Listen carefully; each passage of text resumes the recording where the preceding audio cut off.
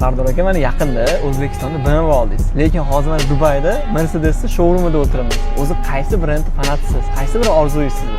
Abror aka, to'g'risini aytsam, bitta tanlov yo'q. Oralarida har bittasi bu katta maqsad, har bittasiga erishishga harakat qilaman. Albatta garajimizda Mercedes uchun ham joy topiladi. Prop kompaniyamiz ham Toshkentda O'zbekistonimiz uchun boshqacha qilib ochsa bo'lardi. Lekin maqsadimiz katta bo'lgani hisobiga shu Dubayda Dubay sertifikatlarini olib, shu joyda harakat qilyapmiz. Dunyo miqyosida bo'lish uchun. Shuning uchun Mercedes, BMW, Porsche albatta.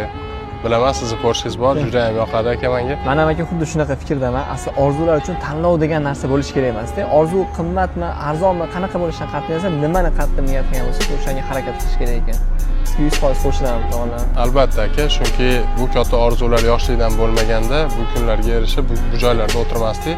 O'sha Farg'onada yashagan paytimda ham Toshkentga juda ham katta orzu bilan shu Toshkentda o'rnashib, o'z joyimni topish maqsadim bo'lgan. Undan keyin esa mana chet el bilasiz, Balida yashaganman, rivojlanish maqsadida. Hozirgi kunda mana Dubayda shu ishlarimizni boshlab oldik.